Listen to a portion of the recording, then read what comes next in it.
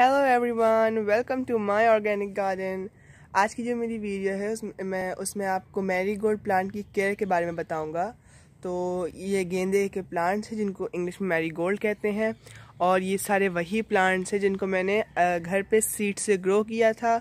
जो सीड्स मुझे मेरे टूल्स के सेट के साथ फ्री मिले थे, और इन सब सीड्स को मैंने एक उसमें सीडलिंग ट्रे में ग्रो किया था, और उसके बाद फिर मैंने इनको पॉली बैग में ट्रांसफ़र कर दिया था जो मैंने ऑर्डर किए थे।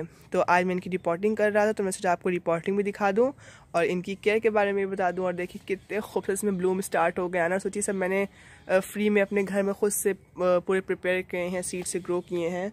तो मुझे बहुत खुशी हुई इनकी इतनी अच्छी ग्रोथ के बाद। तो चलिए अब इनकी रिपोर्टिंग स्टार्ट करते हैं और आपके साथ मैं केयर की बारे में भी बताता रहूँगा। तो सबसे पहले जब इसकी अगर मिट्टी के बारे में बात करेंगे तो देखिए मैं आपको जो एक कॉमन बात बता दूं सारे विंटर फ्लावरिंग प्लांट्स की, वो ये है कि सारे ही विंटर फ्लावरिंग प्लांट्स को आपको हमेशा एक रिच सॉइल में लगाना होता है। रिच सॉइल में लगाने का मतलब ये है कि आपको उसमें गोबर की जो क्वांटिटी है वो सबसे ज़्यादा रखनी पड़ती है मिट्टी की क्वांटिटी से। तो अगर मैं परसेंटेज में कहूँ तो आप 60 से 65% गोबर की खाद ले सकते हैं, और 40 से 35% आप नॉर्मल आपकी गार्डन सॉइल ले सकते हैं। अगर आप नए गार्डनर हैं और आपको उम्मीद है कि आपकी गार्डन की जो आपने गोबर की खाद ली है वो अच्छे से डिकम्पोज नहीं है, तो आप गोबर की खाद और मिट्टी को इक्वल क्वांटिटीज़ में भी रख सकते हैं। दूसरी बात यह है कि अगर आपके पास वर्मी कंपोस्ट हो तो आप वर्मी कंपोस्ट में भी बहुत ही ईजिली इनको लगा सकते हैं। वर्मी कंपोस्ट के लिए भी वही रेशियो रहेगा जो गोबर की खाद के लिए रहेगा। तो मैं इन गेंदों को भी जिस मिट्टी में लगा रहा हूँ उसमें मैंने 60% गोबर की खाद रखी है और बाकी का 40% मैंने मिट्टी रखी है। तो ये मैं इन्हीं में इसमें अपने सारे विंटर फ्लावर जो मैंने पिटूनिया, गजानिया, डायंथस और पॉपी वो सब जो भी मैंने लगाया है इसी में लगाया है फ्रेंड्स, इसी मिट्टी के मिक्सचर में। उसके बाद पानी की बात करें तो वैसे तो विंटर फ्लावर्स को बहुत ज़्यादा पानी नहीं चाहिए होता है, लेकिन आपको मिट्टी में मॉइस्चर मेंटेन रहे इस बात का पूरा ध्यान रखना होगा कि मतलब पानी बहुत ज़्यादा भी ना हो लेकिन एकदम सूख के इतना भी ना सूखे कि प्लांट पे इफेक्ट हो। तो आपको उसकी मिट्टी को इस तरीके से प्रिपेयर करना पानी को आपको उसको ऐसे देना है कि बस मॉइस्चर मेंटेन रहे और पूरे प्लांट का मिट्टी जो है वो पूरे अच्छे से सूखे ना, बल्कि हल्का सा मॉइस्चर मेंटेन रहे। तो ये देखिए मैंने इसको उसके रूट बॉल से निकाल लिया है और मैं आपको दिखाना चाहूँगा कि देखिए इसमें कितनी अच्छी सी रूट्स ग्रो हो गई हैं। पूरा ये जो मेरा प्लांट का रूट बॉल है देखिए उसमें कितनी अच्छी रूट्स ग्रो हुई हैं, और ये मैंने सीड से ग्रो किया था। तो मुझे इस चीज़ को भी देख के बहुत खुशी हुई है। तो अब मैं इसको इसमें लगा दूंगा और बीच में एक छोटा सा मैं वेल बनाऊंगा, थोड़ा सा गड्ढा बनाऊंगा और बाकी एक्स्ट्रा मिट्टी को जैसे निकाल दूंगा। और उसके बाद मैं आपको एक और टिप देना चाहूँगा कि जो आप विंटर फ्लावरिंग प्लांट्स लाते हैं उनके रूट बॉल को बहुत ज़्यादा डिस्टर्ब मत किया कीजिए, क्योंकि उनकी जो लाइफ होती है वो बहुत छोटी सी होती है और बार बार उनको अपना कुछ सेट करने में टाइम बहुत देना पड़ता है। तो उसमें हम लोग का बहुत सारा टाइम वेस्ट होता है, जिस टाइम में हम लोग इनसे बहुत सारी ब्लूमिंग ले सकते हैं। तो इसलिए विंटर फ्लावरिंग प्लांट्स के रूट बॉल को बिल्कुल ही मत छेड़ा कीजिए, और ख़ास तौर से जो बहुत छोटे से पिटूनिया जैसे प्लांट्स को और पैंसी इन सबको तो बिल्कुल मत छेड़ा कीजिए। और गेंदा जो कि थोड़ा सा हार्डी होता है और जल्दी ग्रो भी कर जाता है हमारे एटमॉस्फेयर में ईजी, तो इसको आप थोड़ा सा डिस्टर्ब कर सकते हैं। और इसके ऊपर खाद की बात करें तो विंटर फ्लावरिंग प्लांट्स को जितने भी होते हैं, चाहे ये हो चाहे कोई और हो, इन सब को ही खाद की एक अच्छी क्वांटिटी चाहिए होती है।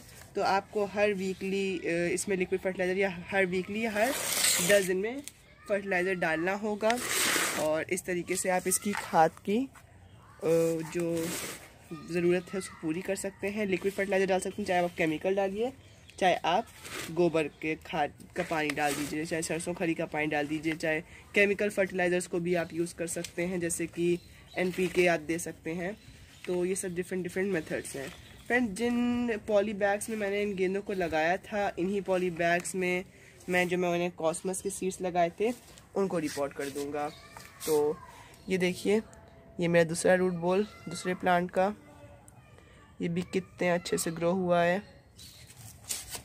और इसका रूट बॉल कितना अच्छा है। तो जैसे मैंने कहा कि गेंदे के रूट बॉल को आप थोड़ा डिस्टर्ब कर सकते हैं, तो इसे देखिए मैं इसके रूट बॉल को थोड़ा सा नीचे से डिस्टर्ब करूँगा और ये देखिए बस बहुत थोड़ा सा, क्योंकि इसकी रूट्स आप देख सकते हैं कितनी ही कोमल हैं या फिर कितनी सॉफ्ट है कि बहुत जल्दी ही टूट जा रही हैं, तो इसलिए मैं ज़्यादा इनको डिस्टर्ब नहीं कर रहा। और उसके बाद फ्रेंड्स मैंने आपको मिट्टी, पानी और खाद के बारे में बता दिया। अब अगर मैं इसके उसके लाइट के बात करूँ तो आप इसको ऐसी जगह पर रखें जहाँ पे इसको पूरे दिन की अच्छी धूप मिले, क्योंकि विंटर फ्लावरिंग प्लांट्स को धूप भी बहुत ज़्यादा चाहिए होती है, बिकॉज इनको बहुत सारी फ्लावरिंग करनी होती है। तो इनको फ्लावरिंग करने के लिए ज़्यादा फूड बनाना पड़ता है, ज़्यादा फूड बनाने के लिए इनको ज़्यादा धूप चाहिए होती है। तो आप इसको ऐसी जगह पे लगाइए जहाँ पे इसको धूप अच्छी क्वांटिटी में मिले, कम ना मिले। फुल डे सन मिले तो बहुत अच्छी बात है, क्योंकि ठंड की धूप होती भी आप जानते हैं फ्रेंड्स ठंडी होती है, तो इसलिए आप इसको ऐसी जगह पर रखें जहाँ पे इसको फुल डे सन मिले। तो इसकी लाइट की, वाटर की, सॉइल की और फर्टिलाइज़र की मैंने इसकी रिक्वायरमेंट आपको बता दी है। रिपोर्टिंग में मैंने इसको आपको समझाई दी है कि आपको बहुत हल्का सा इसका रूट बॉल को डिस्टर्ब करना है। अगर आप बिगनर हैं तो आप बिल्कुल मत कीजिए, और अगर आप एक्सपीरियंस गार्डनर हैं तो आप ज़्यादा भी कीजिए, कोई परेशानी नहीं। देखिए मुझे गार्डनिंग करते हुए काफ़ी एक्सपीरियंस है, तो इसलिए मैं अगर ज़्यादा भी रूट बॉल को डिस्टर्ब कर दूँगा तब भी मैं अपने प्लांट को बहुत ईजिली ही बचा लूँगा, अगर उसमें थोड़ा सा भी कोई प्रॉब्लम आएगी तो। इसलिए आप बहुत ही आसानी से, अगर थोड़ा सा एक्सपीरियंस गार्डनर है तो रूट बॉल को डिस्टर्ब कर सकते हैं। तो बस फ्रेंड्स अब मैं इनकी सबकी रिपोर्टिंग करूँगा और फिर रिपोर्टिंग करके आपको इकट्ठा दिखाऊँगा।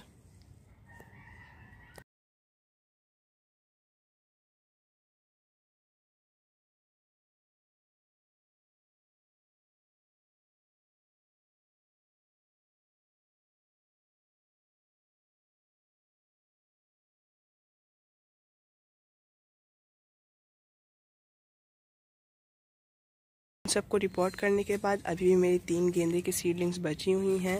इनको भी मैंने खुद ही से सीड से लगाया था और इनको मैंने थोड़ा सा लेट लगाया था, इसलिए भी ये बहुत बड़े नहीं हुए हैं। तो अभी मैंने इनको रिपोर्ट भी नहीं किया है, मैं इनको भी रिपोर्ट कर दूँगा।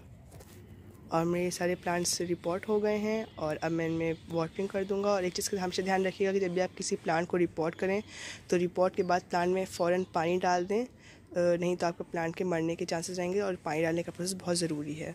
तो इन सबको मैंने रिपोर्ट कर दिया है और अब मैं पानी डाल के इनको अरेंज भी कर दूँगा। अगर आपको मेरी वीडियो अच्छी लगी हो तो मेरी वीडियो को लाइक कीजिएगा, शेयर कीजिएगा और मेरे चैनल को सब्सक्राइब करना बिल्कुल मत भूलिएगा। Thanks for watching.